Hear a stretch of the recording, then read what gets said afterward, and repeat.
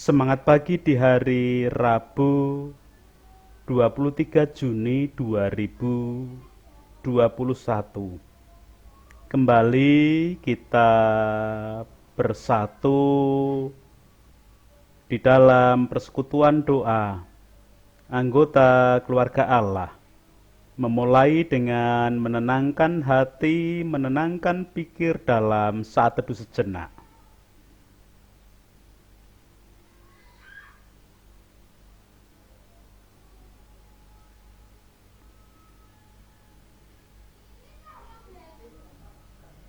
Pertolongan kita hanya berasal dari Allah yang telah menciptakan langit bumi beserta segala isinya.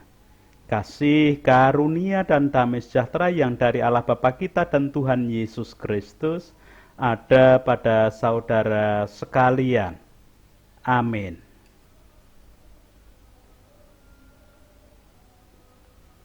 Anggota keluarga Allah, perenungan Sabda hari ini menggunakan tema dan judul dalam ungkapan Jawa, dikeno iwake ojo nganti butek banyune.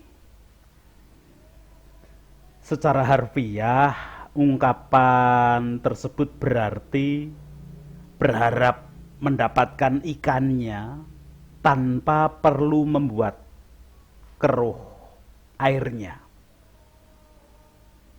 Ungkapan Jawa dikeno iwake ojo nganti butek banyune biasanya dinyatakan pada saat seseorang menemukan keadaan yang sulit pada suatu perkara yang sangat dilematis. Ibarat makan buah simalakama, dimakan ibu mati, tidak dimakan bapak yang mati. Secara lebih luas dapat dimaknai agar dalam urusan yang rumit dan dilematis bisa diselesaikan perkaranya, tetapi tidak perlu membuat masalah baru dengan orang lain. Tentu untuk menyelesaikan urusan seperti itu diperlukan kearifan dan sifat legowo dari banyak pihak. Anggota keluarga Allah, pada bagiannya Alkitab memberikan catatan tentang keadaan rumit dan dilematis, hingga dibutuhkan kearifan dan sifat legowo dalam menyelesaikannya. Leksionari bacaan pertama hari ini memberikan catatan kepada kita. Kitab 1 Samuel pasal 19 melanjutkan bacaan kemarin, sekarang ayat 8 sampai dengan 17. Demikian. Ketika perang pecah pula, maka majulah Daud dan berperang melawan orang Filistin. Ia menimbulkan kekalahan besar di antara mereka, sehingga mereka melarikan diri dari depannya. Tetapi roh jahat yang daripada Tuhan hingga pada Saul, ketika ia duduk di rumahnya dengan tombaknya di tangannya dan Daud sedang main kecapi. Lalu Saul berikhtiar menancapkan Daud ke dinding dengan tombaknya. Tetapi Daud mengelakkan tikaman Saul, sehingga Saul mengenai dinding dengan tombak itu. Sesudah itu Daud melarikan diri dan luputlah ia pada malam itu. Kemudian Saul mengirim orang-orang suruhan ke rumah Daud untuk mengamat-amatinya dan untuk membunuh dia pada waktu pagi. Tetapi Mikal, istri Daud, memberitahukan kepadanya demikian.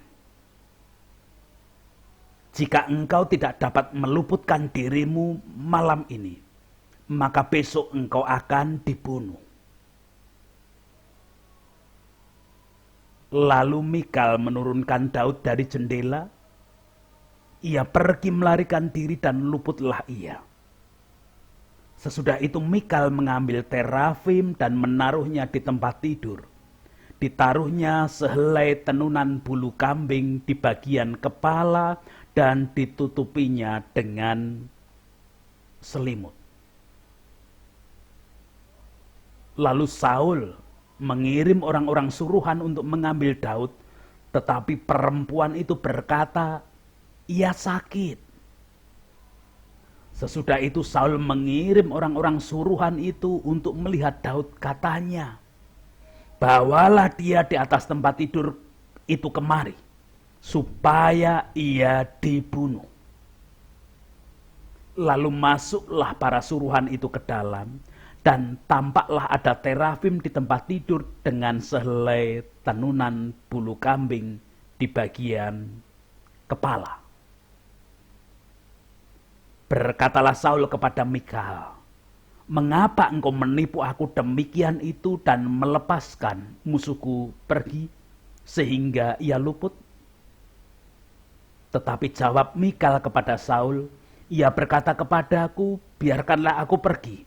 Apa perlunya aku membunuh engkau? Demikian kesaksian. Kitab 1 Samuel 19 ayat 8 sampai dengan 17.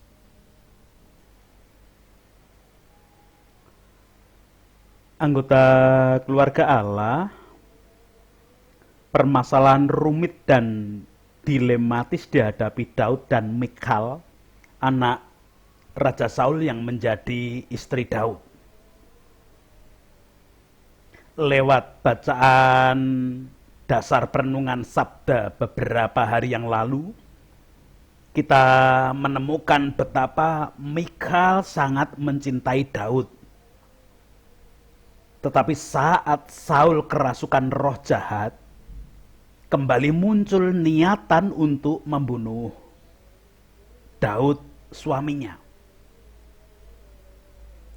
Pada perenungan sabda kemarin kita mendapatkan betapa karena kerasukan roh jahat juga Saul sudah bertitah bahwa Daud harus dibunuh. Tetapi Yonatan berhasil mengerem dan mengendalikan, bahkan mengubah pikiran Saul, sekalipun bagai nanggung meloroting wuwung owahing sirap. Pada bacaan hari ini diceritakan Saul kembali dirasuki roh jahat dan berikhtiar untuk membunuh Daud dengan cara menancapkan Daud pada dinding dengan tombaknya. Bermula dari ketika Daud kembali meraih kemenangan dalam berperang melawan tentara Filistin. Kali ini wadyabala Filistin lebih besar yang harus dihadapi. Namun Daud tetap bisa mengalahkan mereka. Sekali lagi, setiap kali Daud meraih kemenangan, roh jahat kemudian merasuki Saul. Seperti perenungan sabda di hari Senin yang lalu bahwa sifat dengki, yaitu orang yang iri dan tidak suka melihat keberhasilan dan kebahagiaan orang lain, memang sudah merasuki diri Saul. Sifat dengki menjadi pintu masuk roh jahat untuk terus-menerus secara berulang-ulang merasuki diri Saul. Anggota keluarga Allah menghadapi Saul yang kembali berikhtiar untuk membunuhnya. Daud dan Mikal harus mencari jalan keluar secara arif. Jalan keluar tersebut harus segera diputuskan dan ditindaklanjuti. Karena ini adalah masalah nyawa. Anggota keluarga Allah sebenarnya jika mau melawan, tentu bukan Daud yang mati, tetapi Saul. Kita ingat, bukankah selama ini Saul selalu takut menghadapi tentara Filistin, dan Daudlah yang selalu memperoleh kemenangan ketika berhadapan dengan tentara Filistin. Maka memang benar nyanyian perempuan-perempuan Israel bahwa Saul mengalahkan beribu-ribu musuh, tetapi Daud berlaksa-laksa. Namun, karena Daud tetap menghormati Saul sebagai raja atau pemimpin, maka Daud tidak mau melawan. Kalaupun Saul berulang kali berupaya untuk membunuhnya, Daud hanyalah mengelak, bukan melawan. Maka dalam upaya membunuh Daud, kali ini raja memerintahkan para pegawainya untuk mengintai terlebih dahulu, supaya ketika Daud lengah, Saul bisa membunuh Daud dengan tangannya sendiri. Ayat 11 bacaan kita memberikan kesaksian, kemudian Saul mengirim orang-orang suruhannya ke rumah Daud untuk mengamat-amati dan untuk membunuh dia pada waktu pagi. Anggota keluarga Allah, Mikal yang sangat mencintai suaminya, Daud, mengetahui rencana raja tersebut. Maka Mikal memberitahukan hal tersebut kepada Daud. Kesaksian dalam lanjutan ayat 11. Tetapi Mikal istri Daud memberitahukan kepadanya demikian. Jika engkau tidak meluputkan dirimu malam ini, maka besok engkau akan dibunuh. Mikal kemudian meminta Daud agar melarikan diri. Bahkan Mikal mengupayakan Daud bisa melarikan diri dari orang-orang suruhan ayahnya yang mengintai. Ayat 12 memberikan kesaksian, lalu Mikal menurunkan Daud dari jendela, ia pergi melarikan diri dan luputlah ia. Anggota keluarga Allah, tentulah ini suatu keputusan yang tidak mudah untuk diambil oleh Daud dan Mikal. Bagai harus dikena iwake, ojo nganti butek banyune. Daud dan Mikal adalah pasangan suami istri yang tentunya tidak mudah berkeputusan untuk berpisah.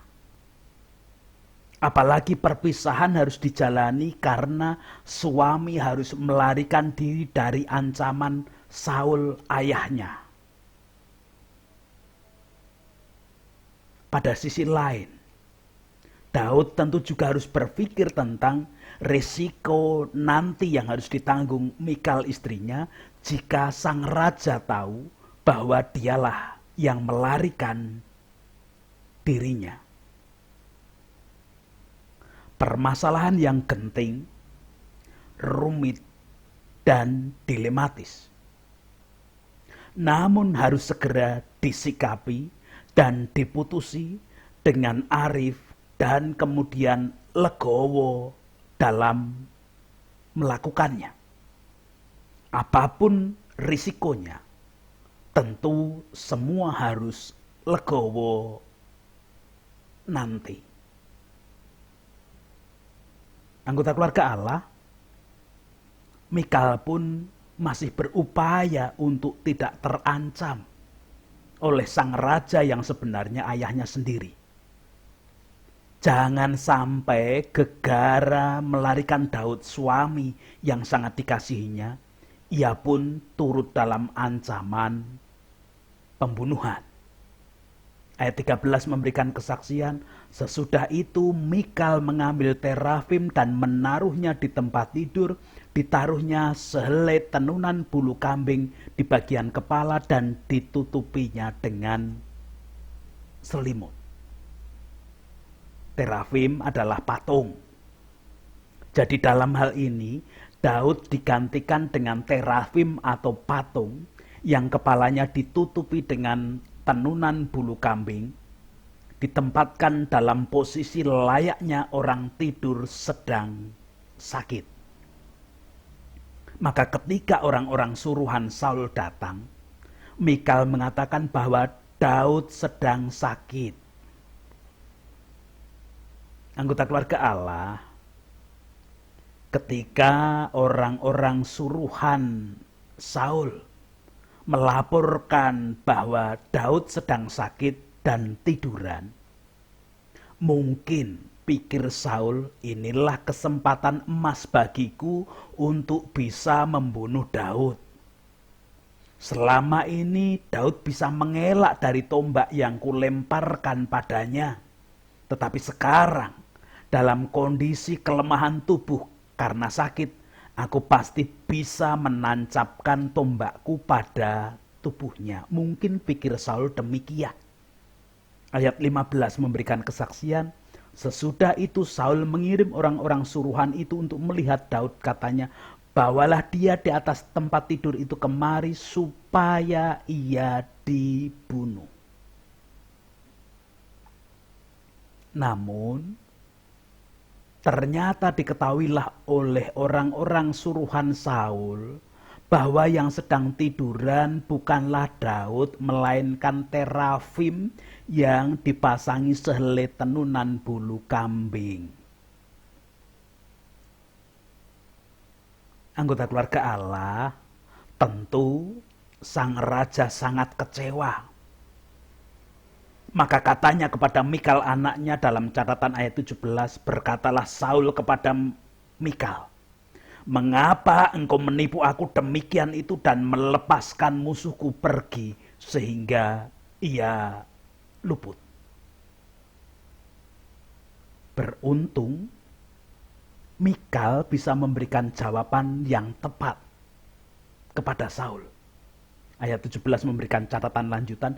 Ia berkata kepadaku, kata Mikal, ia berkata kepadaku, biarkanlah aku pergi. Apa perlunya aku membunuh engkau? Sekalipun harus dengan berbohong, bahkan mendustakan suami yang sangat dicintainya, Mikal menyatakan dirinya diancam untuk dibunuh jika tidak melarikan Daud. Padahal dalam bacaan tadi tidak diceritakan Daud mengancam Mikal, tetapi Mikal yang mengusulkan. Tetapi demi yang dicintainya, Mikal pun berbohong dan berdusta. Mendustakan suami lagi yang sangat dicintainya. Sebagai anggota keluarga Allah, tentu kita pernah, bahkan saya yakin sering juga di antara kita menghadapi situasi genting, rumit, dan dilematis. Apapun wujudnya, tidak harus seperti pembunuhan, rencana pembunuhan Daud itu. Apapun keadaannya, mungkin dalam mensikapi suasana pandemi COVID saat ini, saat sakit, saat apapun, tidak bertemu dulu dengan orang tua dan saudara-saudara, ataupun tidak berpepergian dulu karena suasana pandemi, harus mengerem diri, melakukan segala sesuatu yang sekiranya menjadi kebiasaan, dolan-dolan dan lain sebagainya. Kita tentu pernah menghadapi situasi genting, rumit, dan dilematis. Namun, Jangan pernah hilang keyakinan bahwa Allah tetap berkarya dalam setiap sisi kehidupan kita. Ingat, ada tata reksa Allah yang tetap nyata bagi kehidupan umat yang percaya kepadanya. Mari kita belajar meyakini tentang tata reksa Allah itu. Seperti Daud yang juga meyakininya hingga rela pergi meninggalkan Mikal istrinya. Namun demikian, kita harus tetap berupaya sebisa mungkin jangan pernah berbohong, apalagi mendustakan siapapun demi keselamatan kita. Seperti yang dilakukan oleh Mikal, anak Raja Saul. Jangan pernah, sebisa mungkin jangan pernah kita meniru Mikal. Belajar meyakini ada tata reksa Allah dalam kondisi genting, rumit, dan dilematis bukanlah sesuatu yang mudah, memang sulit. Tetapi keyakinan yang perlu untuk terus-menerus kita kuatkan adalah kuasa Tuhan di atas segala-galanya. Tuhan lebih berkuasa dari segala peristiwa, dari segala perkara, dari segala permasalahan yang terjadi di dalam kehidupan. Untuk itu kita perlu terus-menerus menundukkan diri pada kuasa Tuhan. Tugas kita hanya terus-menerus menundukkan diri pada kuasa Tuhan, bukan pada kuasa-kuasa permasalahan yang sedang muncul dan terjadi dalam kehidupan. Sekali lagi kita perlu untuk terus-menerus menundukkan diri pada kuasa Tuhan. Keyakinan akan kuasa Tuhan di atas segala-galanya inilah yang harus kita wujudkan dengan legowo. Dan berbahagialah sebagai anggota keluarga Allah yang hari ini diberkati dengan sabdanya. Amin. Anggota keluarga Allah, memang kehidupan tidak menentu. Kadang ada bagaikan bintang yang bergemerlapan indah. Namun kadang ada guruh, ada peristiwa-peristiwa yang tidak mengenakkan. Namun kita harus meyakini ada tata reksa Allah di atas segalanya dan kuasa Tuhan lebih tinggi dari segala peristiwa-peristiwa yang boleh kita hadapi. Kita akan memuji, memuliakan nama Tuhan bersama anak Itan melalui Kidung Jemaat nomor 64. Bila kulihat bintang gemerlapan.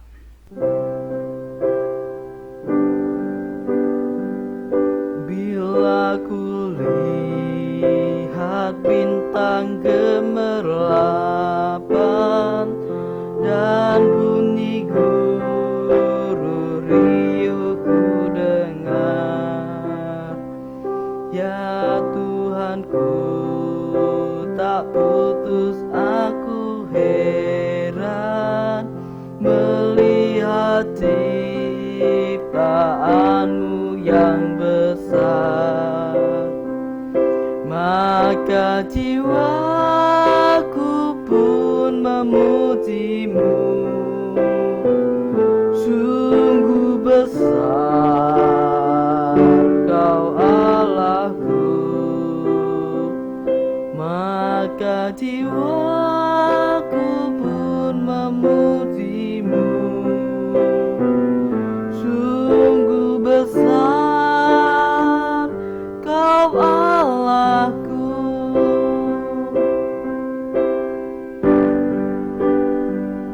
Ya Tuhanku, apabila ku renungkan pemberianmu dalam penebus,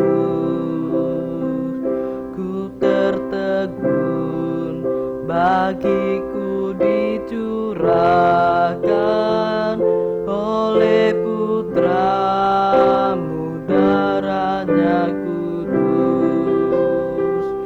Maka maka jiwaku pun memujimu. Sungguh besar Kau Allahku, maka jiwaku pun memujimu. Sungguh besar Kau Allahku.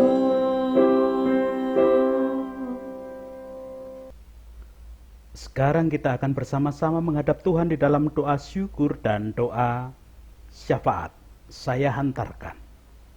Puji, hormat, dan syukur kemuliaan hanya bagi nama Allah yang hari ini boleh bersabda melalui kisah Daud yang kembali diancam oleh Saul untuk dibunuh, dan Mikal istrinya berupaya untuk menyelamatkan.